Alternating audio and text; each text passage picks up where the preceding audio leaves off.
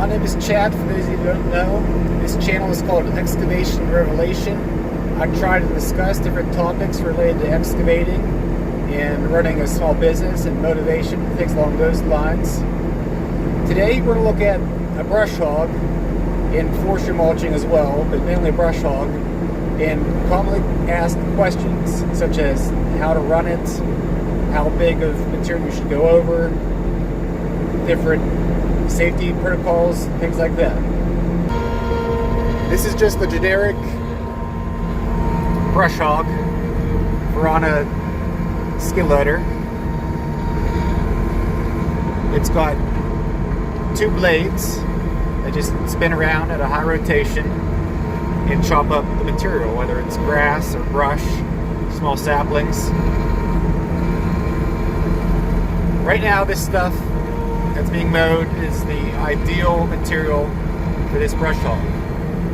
Now this one's just a generic brand, it's not a Bobcat, it's not a Caterpillar or anything, and depending on the make and the model of the brush hog, they're going to have some different specs and some different recommendations.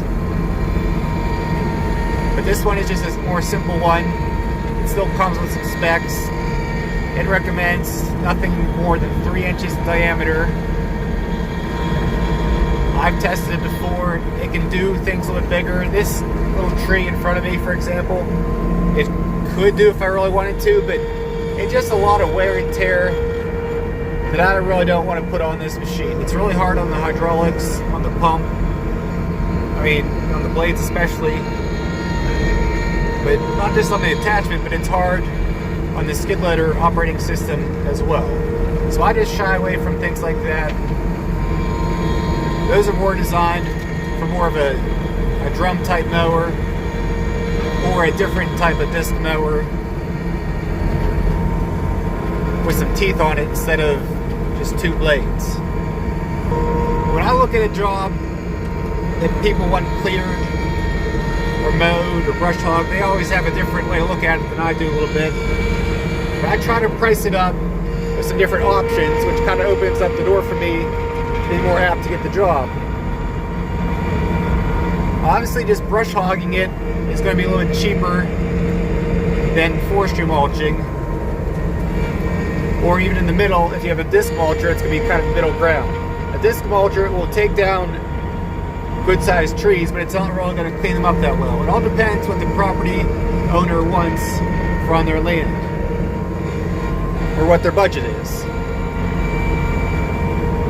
Sometimes a brush hog on a tractor can do the trick, but you really got to watch how steep the terrain is. You got to look at if you're going to roll over, or if you're going to find a groundhog hole, break an axle, get stuck, or if there's a lot of saplings, you're going to run the risk of getting a flat tire.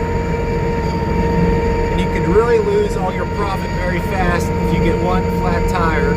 It can basically make or break some of the smaller jobs. So a brush hog on a skid loader, especially a compact track loader,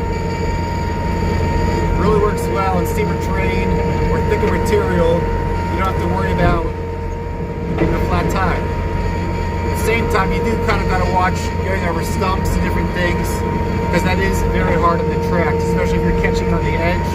It will rip and tear a track and wear them out a lot quicker than if you're just working in dirt or material that is smooth. Tracks are pretty expensive too, so just something to keep in mind. When you're brush hogging the loader, you've got the option of raising it up high or keeping it down low. Obviously, a lower to the ground, you're going to get a lower cut, but it's also a safety feature as well. This brush hog is open faced. Some of them, such as cat, usually have little chains on the front, which make it nice. You don't have to worry as much about debris shooting out the front, but you still need to be cautious. But with this one being open faced like this, it's kind of set in a little bit, so it does allow you to get up to some saplings and get into them as well if you're in the center.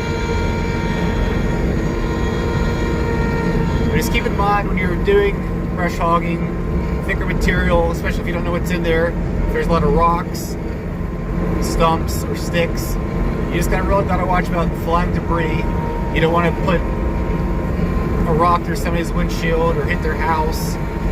Or definitely, if anybody's in the area, you want to tell them to stay away. It's just too dangerous. It can be tempting, especially little kids, to come want to see what's going on. But this thing can shoot out material very fast, and it's just not worth injuring somebody. So you always want to be keeping an eye on your surroundings, just in case a neighbor or somebody comes over to see what's going on and they happen to get a little too close or in a direction that you weren't anticipating, and it can be dangerous. I'll go over these sticks here to show you how it can throw them.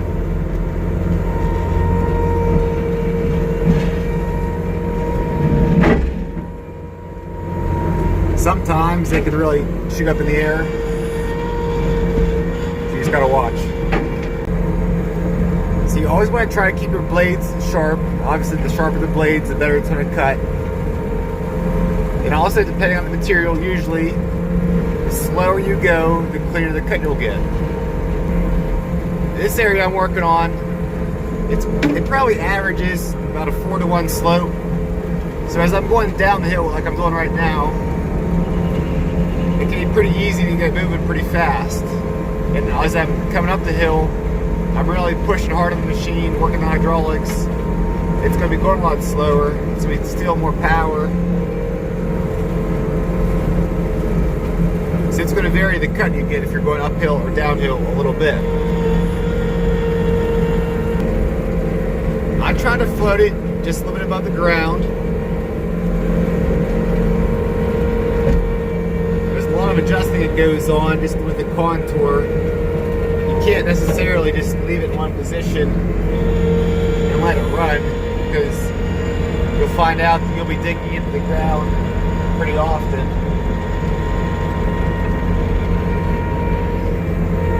And as I turn, I also lift it up so I'm not dragging or catching on anything.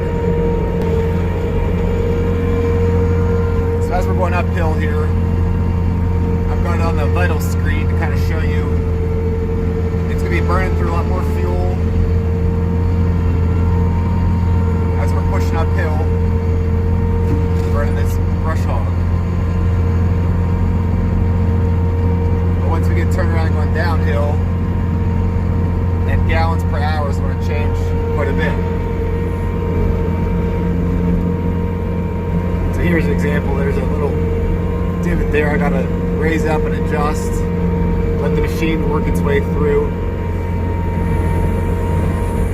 It'd be nice if you could just set it and let it ride, but that's not really the case. There's a lot of adjustment that goes on that most people don't realize.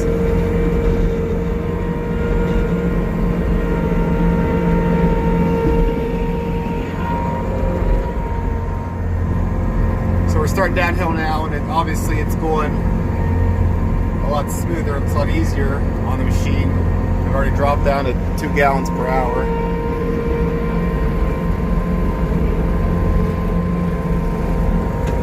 You want to keep an eye on your fuel. On a steeper hill, if you're making a lot of passes up and down, back and forth, your gauge is going to vary drastically.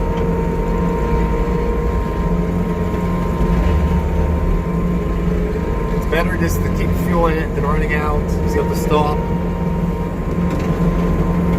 Depending on your machine, you'll probably have to bleed your fuel filter so you get the air out of the system so you can start again.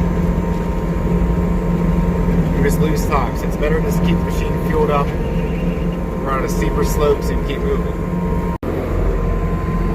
If you need to go over an area again just because you didn't get a good cut, going in reverse does a really nice job cleaning up, because it discharges the material away from the brush hog so you're not running it over then. Just shooting out there.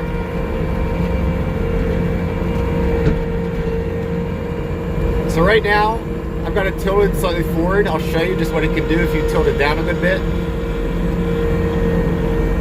It'll get a really close cut to the ground.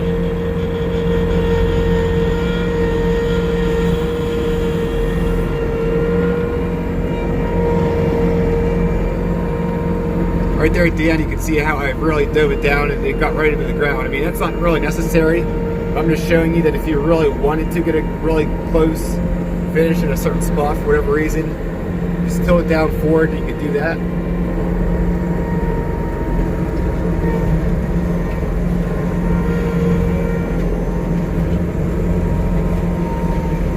If you ever do get moving along pretty good, you get a thick material,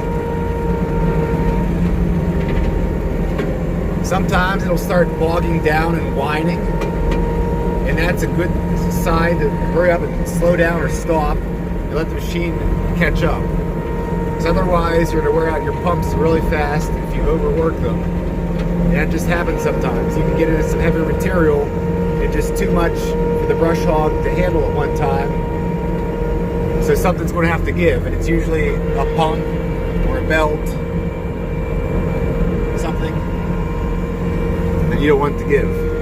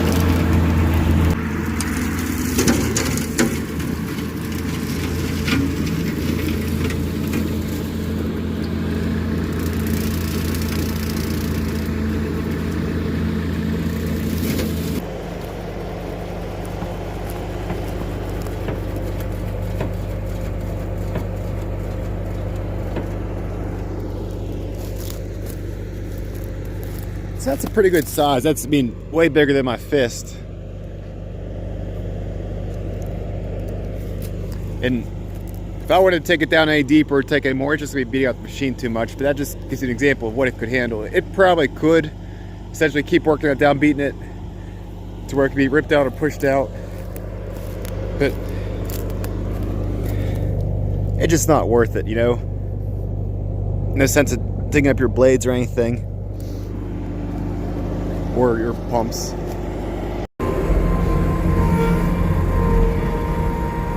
Standard flow brush cutters like this, the price is going to vary a little bit.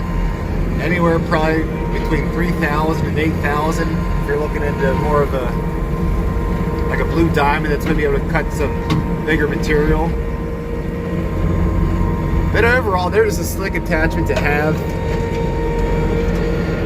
They can be used in a lot of different situations. I've got different properties that I mow. It varies. Some of them I mow once a year, some of them I mow twice a year.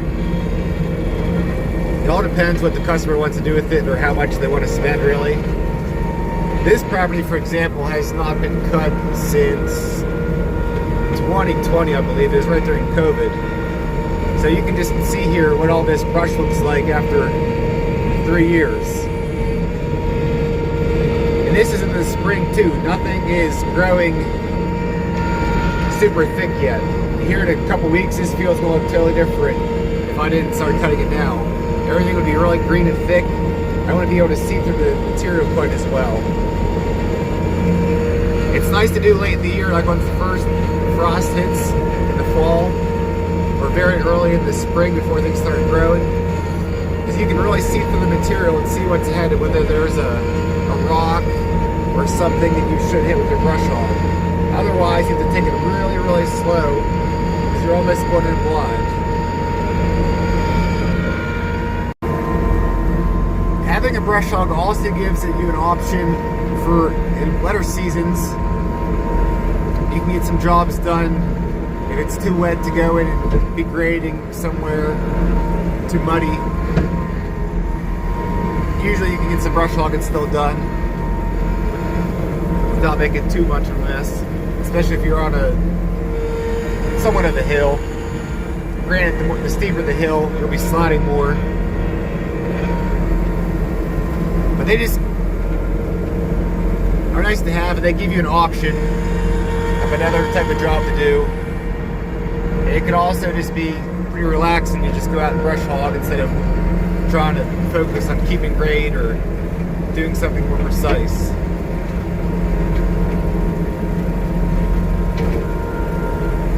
What the charge is going to vary. This is a 6-foot cutter.